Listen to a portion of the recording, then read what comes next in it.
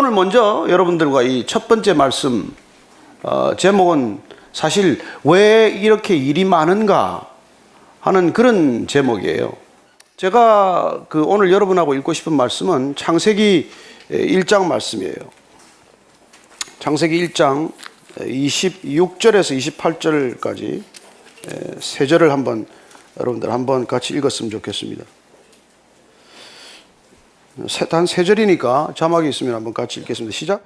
하나님이 이르시되 우리의 형상을 따라 우리의 모양대로 우리가 사람을 만들고 그들도 바다의 물고기와 하늘의 새와 가축과 온 땅과 땅에 기는 모든 것을 다스리게 하자 하시고 하나님이 자기 형상 하나님의 형상대로 사람을 창조하시되 남자와 여자를 창조하시고 하나님이 그들에게 복을 주시며 하나님이 그들에게 이르시되 생육하고 번성하여 땅에 충만하라 땅을 정복하라 바다의 물고기와 하늘의 새와 땅에 움직이는 모든 생물을 다스리라 하시니라. 오늘 보면은 인간이 이 땅에 어떻게 해서 존재하게 되었는지에 대한 성경의 말씀을 우리가 확인하게 됩니다. 물론 오늘날 창조론을 믿는 사람은 극소수입니다.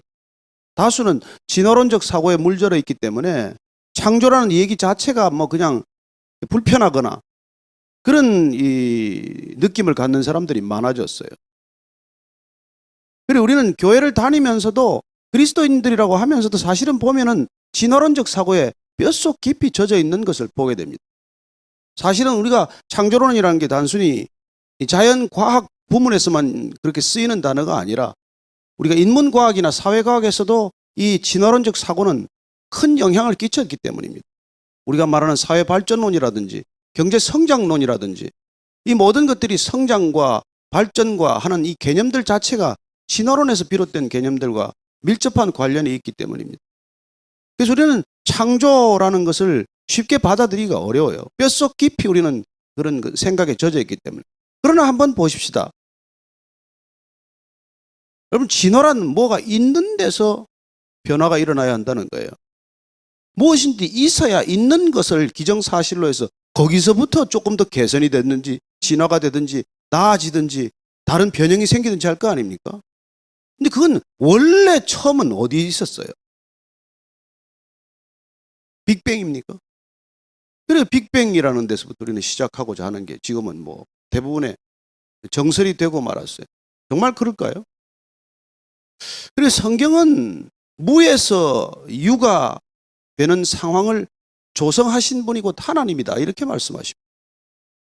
인간은 유에서 유로 변화를 일으킬 뿐이에요. 절대적인 무에서부터 유로 넘어가는 과정은 하나님의 영역이라고 말합니다. 우리는 이 부분에서 사실은 선택을 해야 되는 것이죠. 그래도 저는 진화론입니다. 아니면 그 원초적인 그 변화의 씨앗은 창조라야 합니다. 이걸 우리는 결정해야 돼요. 어느 쪽도 경험칙 가지고는 경험적인 것 가지고는 결론이 나지 않습니다. 진화론도 처음부터 끝까지 진화를 설명할 수 있는 길도 없고 그리고 또한 그걸 구체적으로 증거 자료로 제시한 바도 없어요. 그것도 믿음이에요. 그렇습니다. 창조도 믿음이고 진화도 믿음입니다. 어쨌건 그러나 성경은 인간이 존재하게 된 이유 자체를 하나님께서 창조하시고 창조 사역의 클라이맥스로 인간을 지으셨다고 말씀하십니다. 태초에 청지를 창조하시니라 그렇게 말씀하세요. 그리고 빛이 있으라 하시며 빛이 있었다고 말합니다. 그리고 하늘과 땅과 바다를 차례로 채워가는 그런 창조 과정을 설명하고 있습니다. 모든 것들이 다 이루어지고 이 땅 가운데 모든 것들이 차고 넘칠 때에 하나님께서 마지막으로 인간을 지으셨어요. 그래야 아담을 짓고 하와를 지었습니다. 그들에게 미션을 주십니다. 어떻게 지었는지를 이렇게 설명합니다. 하나님의 모양과 형상을 따라 지었다고 말합니다. 이 땅에 어떤 짐승도 어떤 생물도 하나님의 형상과 모양을 지었다고 말하지 않습니다. 오직 인간만이. 그리고 인간을 그렇게 하나님의 형상 따라 지은 까닭은 무엇일까요? 하나님께서는 오늘 말씀을 보면 이렇게 지은 피조세계, 창조주께서 지으신 이 모든 피조세계를 이걸 다스리고 관리하라고 우리한테 미션을 주셨다는 거예요. 여러분, 이 땅에 존재하는 것들은 다 이유가 있습니다. 우리가 알건 모르건 인간은 이 땅의 피조세계를 섭리하시는 하나님께서 관리자로 위탁하셨다는 거예요. 그래 모든 것이든지 우리가 위탁 관리가 있어야 유지가 되지 않겠습니까?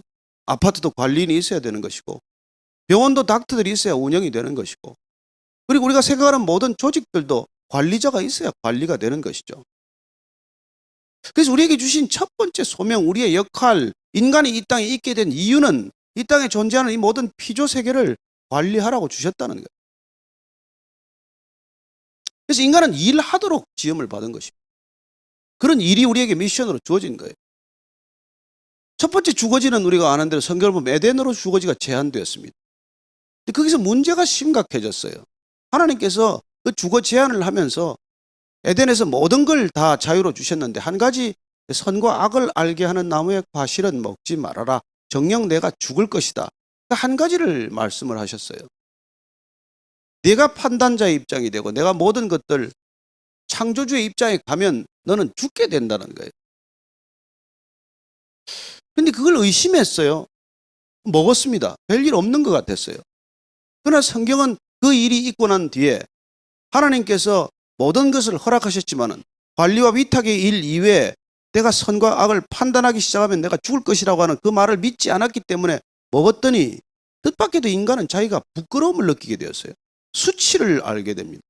자기 존재에 대한 어떻게 보면 열등감을 느낀 것이죠. 그리고는 무슨 나뭇잎으로 치마를 엮어 했다고 말합니다.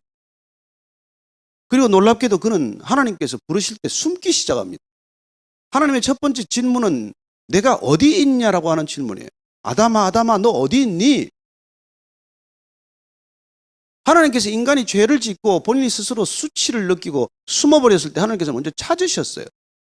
너 어디 있니 지금? 여러분 하나님께서는 끊임없이 그때부터 우리를 찾고 계십니다. 몰라서 찾는 게 아니에요. 안 보여서 찾는 게 아닙니다. 우리가 있어야 할 자리를 우리가 잃어버렸기 때문에 우리가 있는 자리를 스스로 발견하도록 부르시는 부르심이에요. 하나님을 떠난 사람들은 다 자기가 뭐 하는지 모릅니다. 어디서 뭘 하고 있는지를 몰라요. 배워서 아는 게 아닙니다. 저는 이 일들 때문에 인간에게는 엄청난 비극이 시작이 됩니다. 하나님께서는 에덴에서 나가도록 퇴거 명령을 내렸어요. 그래서 그들은 에덴의 동쪽으로 가게 됩니다. 에덴의 동쪽으로 가면서 첫 번째 일어난 사건은 살인 사건이에요. 놀랍게도 아담과 하와가 가인을 낳고 가인의 동생 아벨을 낳았는데 가인이 아벨을 들에 나갔을 때 돌로 쳐 죽이는 끔찍한 사건, 첫 번째 살인 사건이 일어나요. 여러분 인간이 죄에 들어오면 죄가 인간을 점령하기 시작하면 인간은 생명을 파괴하는 행위를 시작한다는 것이죠. 그리고 하지 말아야 할 일이 시작이 되었습니다. 이번엔 아벨을 찾습니다.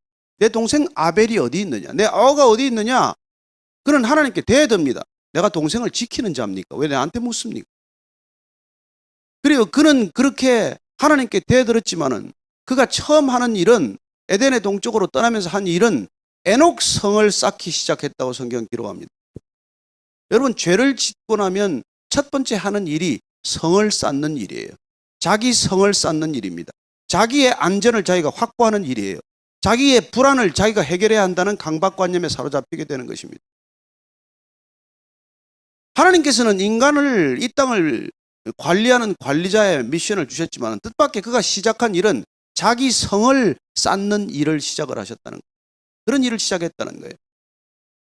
저는 이 일이 인간이 죄를 짓고 나서 죄인들이 살아가는 삶의 패턴이 된 것에 대해서 참으로 안타까운 출발이라는 것을 깨닫게 됩니다. 인간이 자기의 존재의 근원적인 불안을 갖게 되었다는 것. 이 근원적인 불안, 존재론적인 불안을 내가 내 성을 쌓음으로 내가 내 안전을 스스로 확보해야 한다는 이 잘못된 판단과 잘못된 행동 때문에 인간은 누구나 자기 성을 쌓는 일을 시작한다는 것을 보게 됩니다. 사태는 어디까지 악화하느냐면 하나님께서 인간을 지으신 것을 후회하는 데까지 이르게 됩니다. 가인의 살인 사건이 있고 나서 라멕이라는 사람이 또다시 어린 소년을 쳐 죽이는 그런 끔찍한 또 살인을 저지르게 됩니다. 인간은 그렇게 계속해서 악행을 행하기 시작하더니 하나님께서 인간이 하는 일을 보니까 죄가 한번 만연하니까 죄인들이 살아가는 모든 일이 보시기에 다 악하다라는 결론을 내게 됩니다. 하나님이 지으시고 참 보기에 좋았던 이 세상을 인간에게 참 맡기실 때만 하더라도 인간은 가장 보기 좋은 존재였는데 그 존재가 타락하기 시작하면서 모든 하는 일들마다 악한 일을 저지르게 되는 끔찍한 존재가 되고 말아요. 그래서 할 수 없이 하나님께서 대청소를 시작하기로 결정해요. 그 대청소가 대홍수, 노아의 홍수 사건입니다. 8명만 살아남았어요. 신기하게도 그 살아남은 8명이 또 후손을 뿌려대는데 그 후손들도 아담의 후손들과 동일한 삶의 길을 걷게 됩니다. 그들도 또 성을 쌓아요. 가장 상징적으로 쌓은 성을 우리는 바벨탑이라고 부릅니다. 바벨탑은 인간이 인간의 능력을 드러내고자 하는 탑이에요. 인간이 어디까지 높이 쌓을 수 있냐를 마치 경쟁하듯 그렇게 쌓아 올린 것입니다. 이 앞에 가면 또 바벨탑 하나 생겼습니다. 123층짜리 하나 생겼다.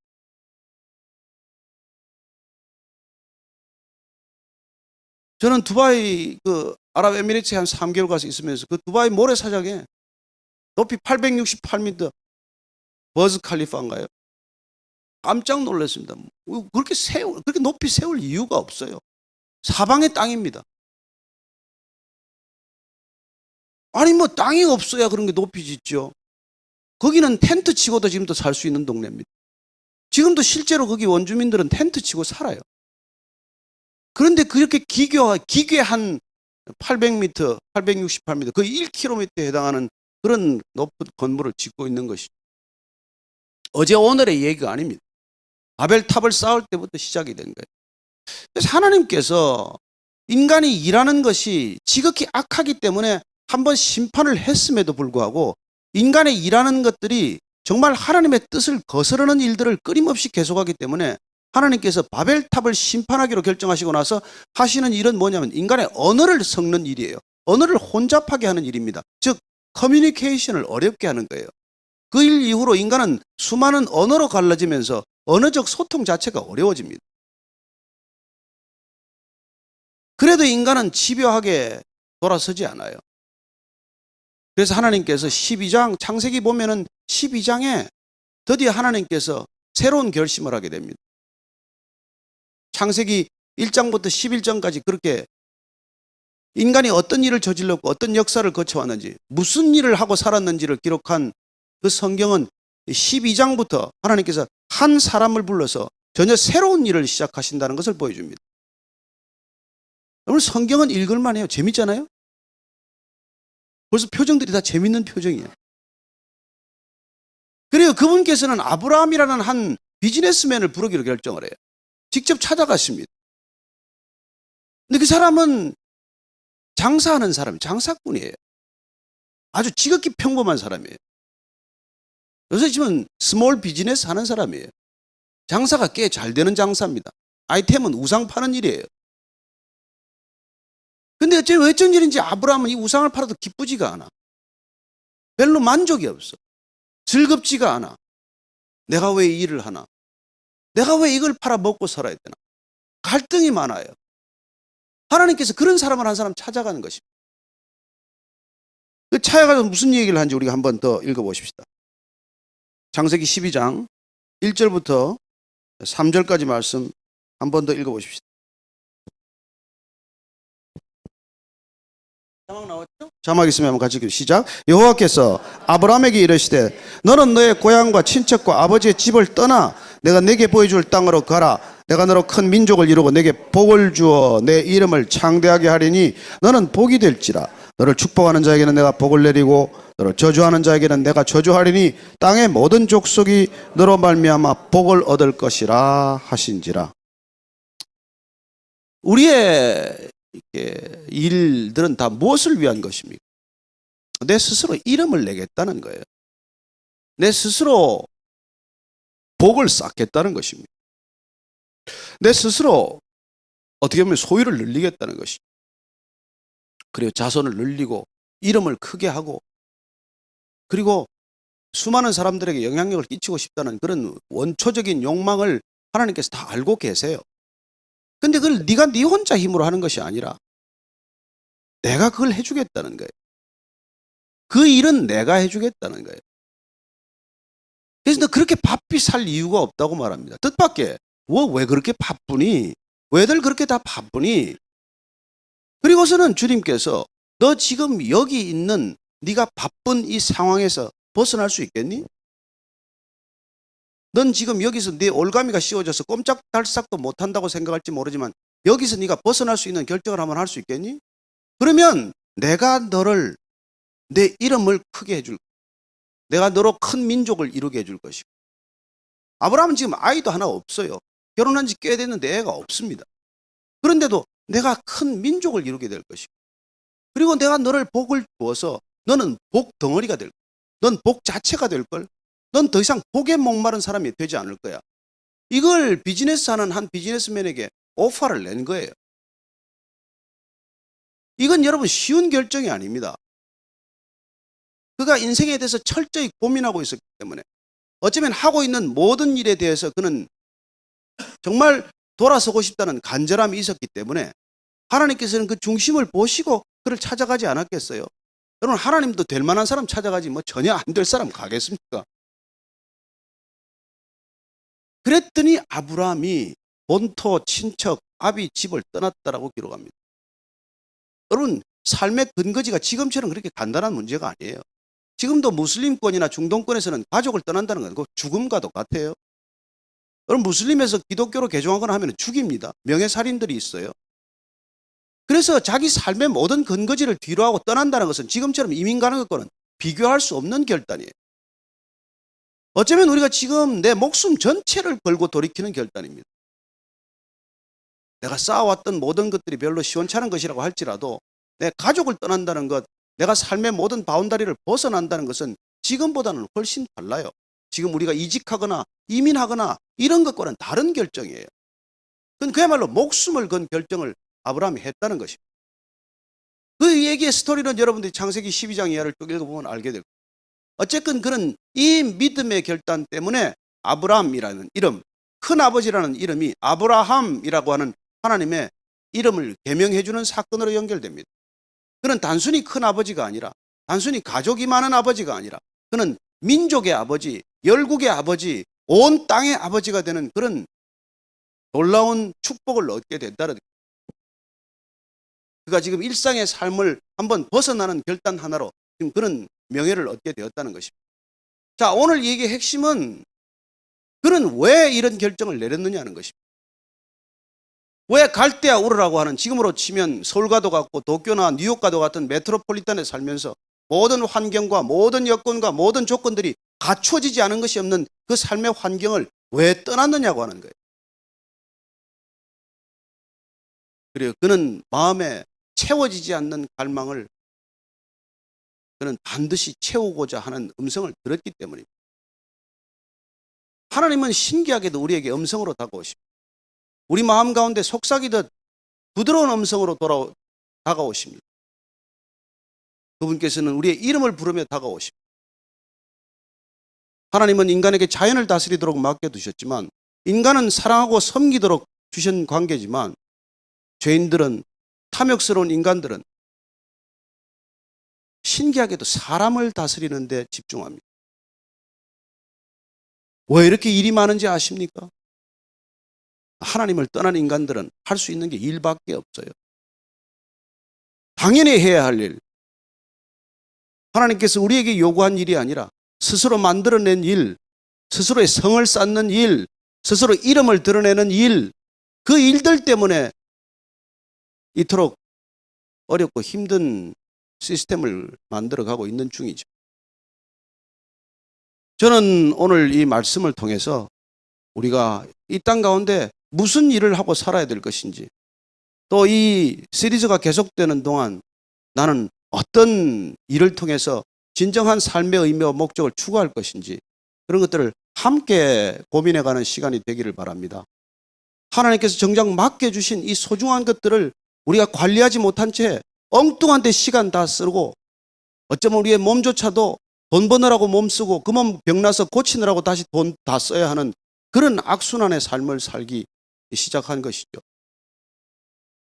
저는 이 일과 영성이라는 주제 속에서 이 시대가 다시 한번 일에 대한 관점을 새롭게 하고, 그리고 우리에게 일이 주어진 목적을 다시 확인하고 그리고 무슨 일을 하면서 살아야 할지에 대한 깊은 성찰이 있게 되기를 바랍니다.